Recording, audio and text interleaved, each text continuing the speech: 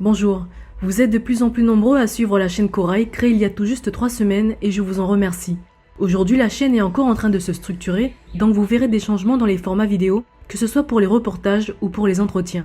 Donc, comme vous pourrez le voir dans cette interview qui va suivre, le format vidéo est plus propre et plus lent. D'une part, grâce à votre soutien, la chaîne se peaufine. D'autre part, étant donné que Didier Leroux est un homme d'affaires, il m'a paru intéressant de profiter de l'occasion pour lui poser des questions sur d'autres problématiques que l'actualité, comme la vie chère. En effet, rapidement, il est le propriétaire de plusieurs grandes sociétés.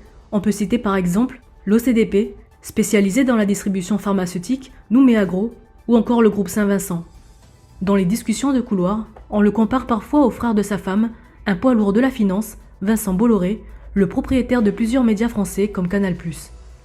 N'hésitez pas à vous abonner pour ne rien louper et pour donner un coup de pouce à la chaîne. Bon visionnage.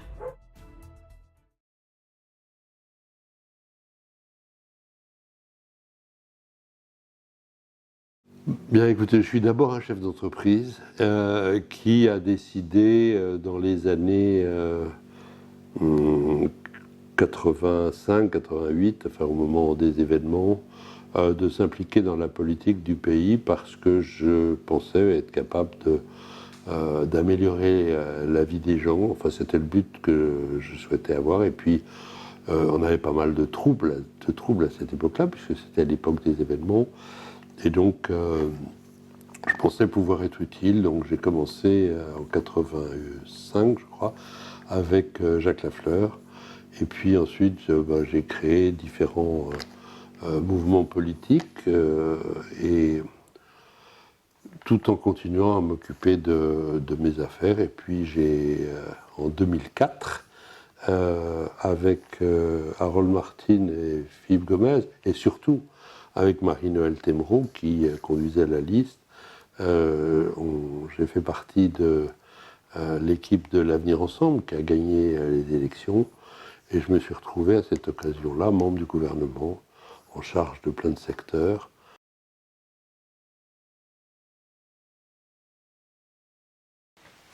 D'abord, il faut revenir un petit peu en arrière. On a fait face à une revendication d'indépendance. Elle date de 1977. À l'époque, je suis persuadé que cette revendication était plus un moyen de faire progresser la cause kanak. Et il y en avait besoin, il y avait des inégalités qui étaient considérables entre les Kanaks et les non-Kanaks. Et donc il fallait absolument faire une politique qui soit déterminée de rééquilibrage en faveur des Mélanésiens. Donc je suis persuadé que cette revendication indépendantiste était un moyen.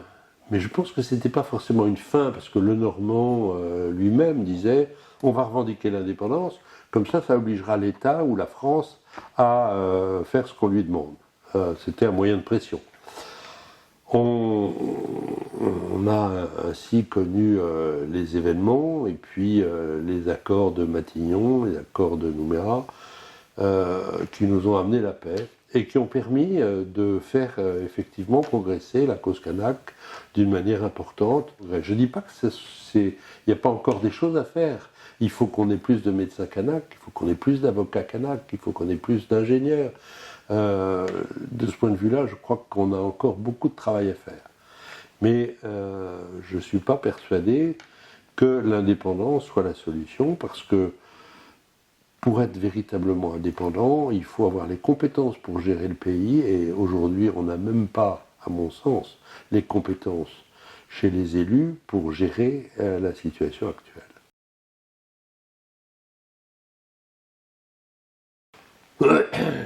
Écoutez, moi j'ai tendance à dire que le pire n'est pas toujours sûr, et je souhaite évidemment que ça ne se passe pas. Il y a un petit noyau qui est piloté par le FLNKS, de gens qui sont prêts à en découdre et prêts aux affrontements. On le voit, maintenant le problème est de savoir si ce petit noyau est largement répandu dans la population mélanésienne, si ils sont capables de mobiliser sur des actions violentes.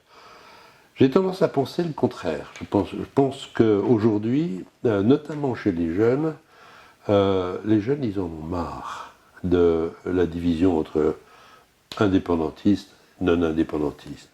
Aujourd'hui, je crois que les jeunes veulent vivre en paix, ils veulent que le pays soit prospère pour pouvoir y réussir et améliorer leurs conditions de vie. Donc je pense que ces gens-là, un certain nombre, réfléchissent et se rendent bien compte que la violence et la bagarre n'est pas la solution.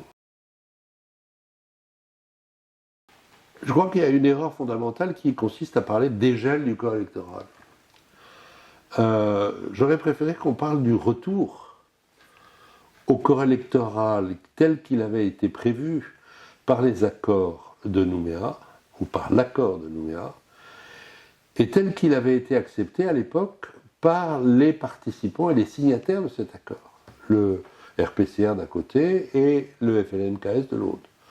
Cette mesure de 10 années glissantes, au bout desquelles pourront voter les gens durablement installés en Nouvelle-Calédonie, cette mesure elle avait été acceptée par le FLNKS. Donc je pense qu'il faut savoir quelquefois respecter sa parole.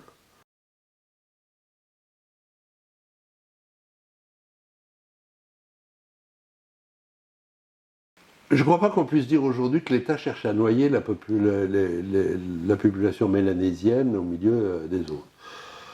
Je crois qu'il faut que tout le monde, mélanésien comme non mélanésien, prenne conscience de ce que ce pays a besoin de plus de monde pour se développer. On était 270 000 ou 280 000, on a perdu des gens qui sont partis, on doit être aux alentours de 240 000 ou 250 000. Pour un territoire de la taille de la Nouvelle-Calédonie, c'est pas assez. À La Réunion, ils sont pas loin d'1 million, à Fidji, ils sont plus d'1 million, nous, on pourrait être 500 000 et ça créerait un marché de gens qui auront besoin de se nourrir, de travailler, etc., et qui permettront de créer des entreprises ou de faire en sorte que les entreprises se portent mieux. Et donc aujourd'hui, l'attitude des indépendantistes vis-à-vis du corps électoral est une attitude protectionniste. Et c'est pas ça qui va nous faire avancer. Je crois qu'on a vraiment besoin de gens qui viennent, qui investissent, qui créent des emplois, qui fassent marcher des entreprises, qui payent des impôts. Et c'est pas en faisant ce genre de choses qu'on les fera venir. Il y a une urgence. Et cette urgence, il faut la saisir. Il faut comprendre qu'il y a une urgence. Parce qu'il y a des milliers d'emplois qui dépendent de l'activité des 3 usines métallurgiques. Donc il faut absolument donner à ces entreprises les moyens de continuer à payer leurs salariés. La première mesure qui vient à l'esprit, c'est de les autoriser, comme elles le souhaitent, à exporter du minerai brut. Pourquoi ? Parce que en exportant du minerai brut, elles peuvent faire des bénéfices, elles peuvent gagner de l'argent sur l'exportation de ce minerai brut, alors qu'elles ne gagnent pas d'argent sur le métal et sur le produit transformé. Pourquoi est-ce qu'elles ne gagnent pas d'argent sur le produit transformé ? Parce que l'énergie en Nouvelle-Calédonie est beaucoup plus chère que chez nos concurrents indonésiens ou chinois, et parce que la main-d'œuvre est beaucoup, beaucoup plus chère que la main-d'œuvre en Indonésie. On parle de différence de 1 à 5. Les gens en Indonésie sont payés 5 fois moins cher que les gens en Nouvelle-Calédonie. Donc l'idée, c'est quoi ? L'idée, c'est d'utiliser l'argent qu'on peut gagner en exportant de la terre pour renflouer la partie déficitaire des usines. Mais la partie déficitaire des usines, c'est elle qui crée la valeur ajoutée, même si c'est déficitaire. Ça veut dire qu'elle crée des emplois. Et donc, permettre de vendre la terre ou le minerai brut à l'extérieur, c'est soutenir des emplois. C'est soutenir la création d'emplois qui a été faite par les usines, que ce soit dans le nord à la SLN ou dans le sud.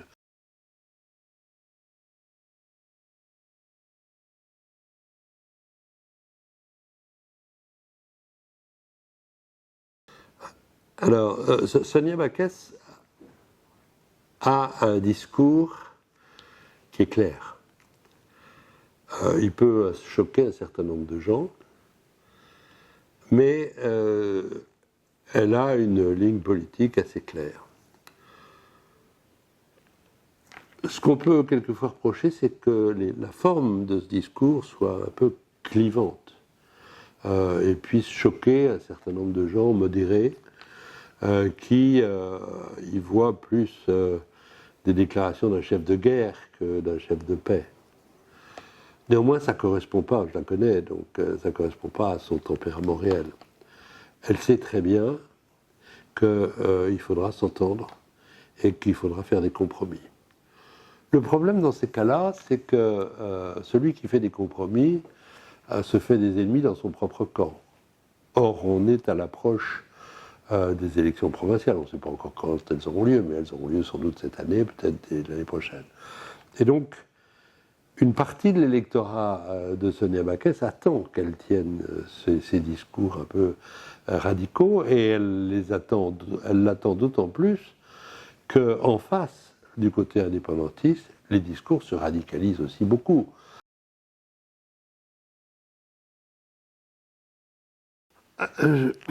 Alors, il y a un certain nombre de gens qui militent pour un État associé. Je ne suis pas du tout d'accord avec l'idée d'un État associé. Pourquoi ? Parce qu'une association, ça se fait à deux. La France d'un côté, la Nouvelle-Calédonie indépendante, ou la Kanaki Nouvelle-Calédonie indépendante. Mais à partir du moment où elle sera indépendante, elle peut très bien dénoncer le pacte d'association avec la France. Donc ça ne donne pas aux non-indépendantistes une garantie qu'on vivra dans une démocratie, etc. etc. Je crois que ce genre de proposition fait peur. L'indépendance fait peur.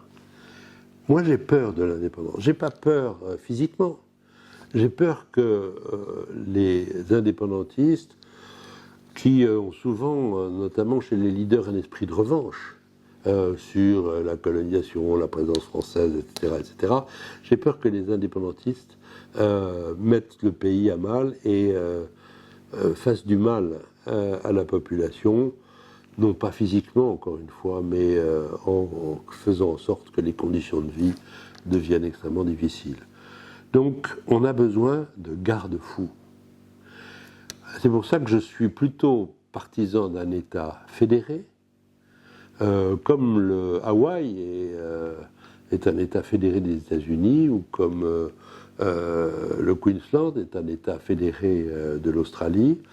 Et donc, on aurait une double fédération, la fédération interne, c'est-à-dire que chaque province serait relativement autonome pour tout ce qui est de sa compétence, et puis un échelon supérieur, comme ça se fait aujourd'hui, qui est un échelon dans lequel la Nouvelle-Calédonie ou le Congrès serait compétent, et puis le dernier échelon qui serait l'État fédéral, qui serait la France, qui serait garante du respect des droits de l'homme, qui serait garante de la justice, et qui nous offrirait sa protection contre les appétits russes et chinois qui s'expriment en ce moment dans le Pacifique, notamment les appétits russes qui s'expriment à travers l'Azerbaïdjan.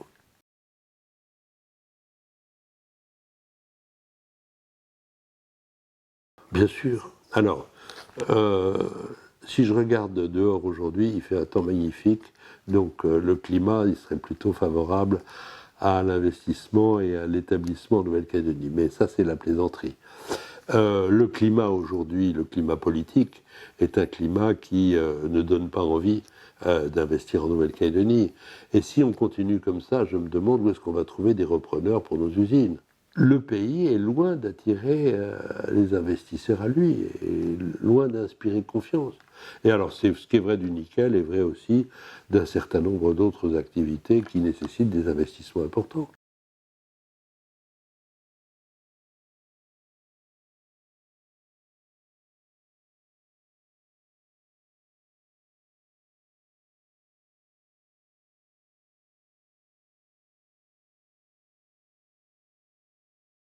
Bon, c'est un sujet qui effectivement préoccupe beaucoup de gens, et ils ont raison.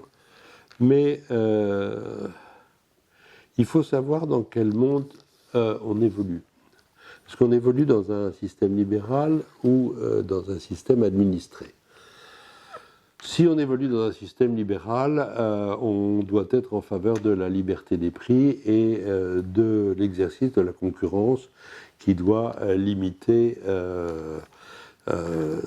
cette liberté et faire en sorte qu'il y ait un choix entre des gens qui vendent plus ou moins cher le même produit. Cette liberté, elle doit être toutefois tempérée dans le cas où des entreprises, du fait de la petite taille du territoire, sont pratiquement les seules à exercer leur métier en Nouvelle-Calédonie. Donc il faut qu'il y ait à ce moment-là une régulation et une surveillance des prix. Le système administré, c'est différent. Le système administré, ça consiste à dire, ben voilà, vous êtes dans telle activité, vos marges seront limitées à temps, etc., etc., etc. Votre prix de vente sera limité à temps, et bon. Là, je pense que l'autorité de la concurrence, peut-être, fait pas un travail considérable, non, c'est pas ce que je veux dire. Là, je pense que l'autorité de la concurrence fait un travail qui est à double tranchant. Parce qu'elle veut que les prix baissent, mais sur l'autorité locale, elle veut aussi qu'on maintienne des emplois. Enfin, sur l'activité industrielle locale, elle veut qu'on maintienne des emplois. Or, il y a quelquefois des moyens, si on veut faire baisser les prix, qui consistent à s'automatiser plus, à acheter des machines plus performantes, et ça se fait généralement au détriment du nombre d'emplois. C'est-à-dire, vous remplacez 2 hommes par une machine, etc. Donc, c'est un petit peu... c'est un peu le serpent qui se mord la queue, on ne sait pas très bien quel est le choix entre activité locale et favoriser l'importation.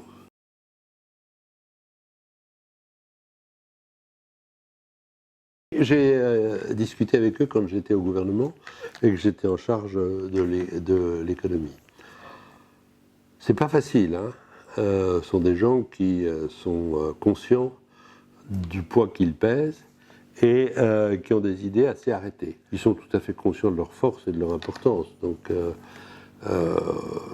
il faut essayer de trouver des terrains d'entente plutôt que de s'affronter complètement. Maintenant, on arrive à trouver des terrains d'entente. Consiste à se mettre d'accord sur un certain nombre de produits sur lesquels les marges seraient limitées pour permettre à la ménagère qui n'a pas beaucoup de moyens de faire vivre son ménage et de nourrir sa famille. Mais je vous ai dit tout à l'heure que j'étais un libéral. Et moi, je suis plutôt partisan d'une libération des prix avec un minimum de contrôle et le laisser libre jeu à la concurrence.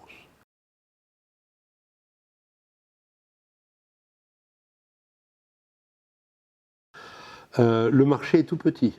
C'est ce que je vous disais tout à l'heure quand on parlait du nombre d'électeurs et du risque de noyade de la population mélanésienne. Le marché est tout petit. Il y a des secteurs où il y a de la place pour un, mais il n'y a pas la place pour deux. C'est-à-dire que s'il y a 2 entreprises, elles vont perdre de l'argent toutes les 2 et disparaître, alors qu'une pourrait s'en sortir. Donc il faut contrôler celle qui est toute seule, mais il faut autrement laisser la concurrence s'exercer. Et donc moi je suis plutôt un libéral. Mais je crois qu'il faut qu'il y ait un minimum de réglementation pour régenter ou pour réglementer les rapports entre les grands, les gros et les petits. Depuis 1998, les impôts ont été multipliés par 3. L'endettement du pays a été multiplié par 5. Et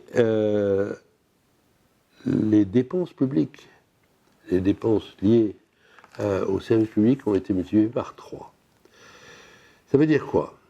Ça veut dire qu'il faut absolument faire des économies, parce que malgré les augmentations que je viens de citer, le RUAM, Enercal, un certain nombre de ERCAL, un certain nombre d'entreprises, notamment d'entreprises publiques ou dirigées par le public, sont en difficulté ou en cessation de paiement ou ont des déficits considérables.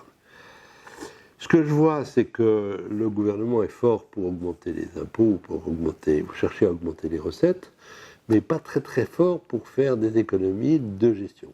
Or, c'est ce qui est indispensable aujourd'hui. On a une administration qui est beaucoup trop importante pour nous. Si j'étais au gouvernement, je dirais aux Calédoniens, je rappellerai aux Calédoniens les paroles de Churchill. C'est-à-dire que, il va y avoir du sang, de la sueur et des larmes. Alors le sang, on pourrait l'éviter, mais la sueur et les larmes, non, on ne les évitera pas.